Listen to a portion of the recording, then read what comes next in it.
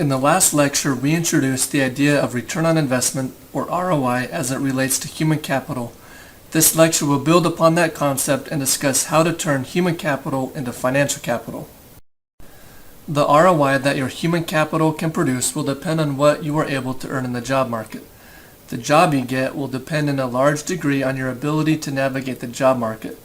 There are 5 steps to successfully navigating the job market. First, you must establish your overall career goals, making sure that they are aligned with your life goals. Next, you need to actually get a job offer. Third, you need to evaluate the job offer. If the job seems suitable to your goals, you can then negotiate the terms of the job offer. And finally, accept the job if the terms are acceptable. In order to get a job offer, you need to make sure you have developed the correct human capital for the job. What education or other human capital requirements are needed for your career plan? You should take advantage of as many opportunities as you can to be competitive in the job market when you are building your human capital. These opportunities can take many forms, including conferences, internships, networking, student associations, interviews, and so on. Next, you need to go through the application process. Create and distribute your resume and cover letter to potential employers. Make sure your resume is appropriate to the industry. You should also be sure to research the companies you apply to.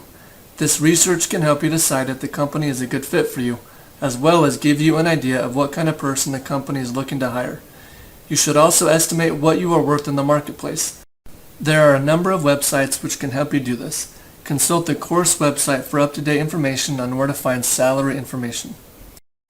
The last step to getting a job offer is to interview for the position. Before you go to the interview, make sure to prepare answers to commonly asked interview questions. You should also do an internet search to make sure there's nothing inappropriate, embarrassing, or otherwise detrimental about you online. Always dress appropriately for the interview and be sure to practice your responses beforehand.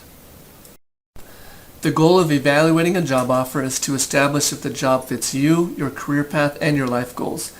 Your evaluation of the job should be based on the job content, working conditions, its fit with your career path, the salary and other forms of compensation, the geographic location of the job, and the stability of the company offering the job.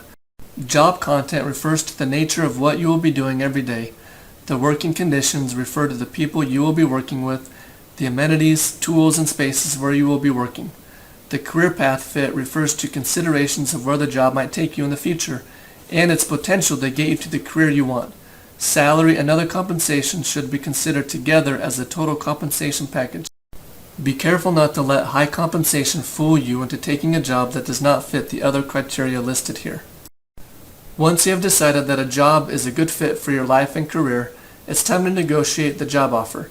You can anticipate what the salary conversation might be like by doing your homework in advance. Being prepared with the base salary and a feasible range of salaries at the appropriate time in the negotiation is key.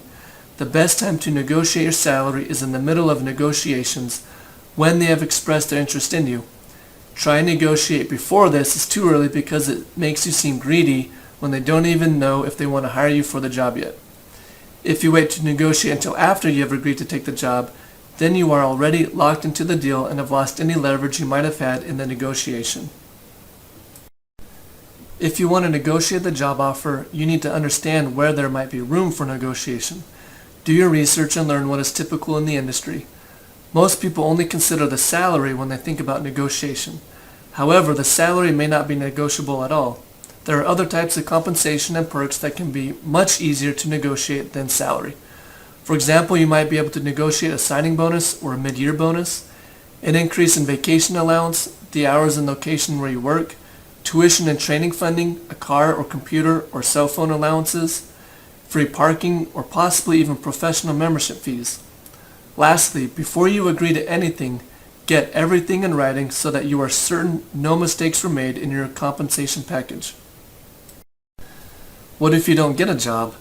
A job search is never easy and people sometimes get discouraged in the process. If you find yourself struggling to find a job, consider using your social capital to network. The more contacts you make in the industry before you enter it, the easier it'll be to get a relevant position. Internships, professional associations, mentoring or shadowing, and professional conferences are great ways to build your network. Alternatively, you may find yourself lacking the human capital you need to get the job you had in mind. Don't be afraid to get creative in your job search. Think about where you want to be and what skills you can enhance working in other jobs that would make you a better candidate for the career you ultimately want. You may also find that you need to go back to school to reach your career goals.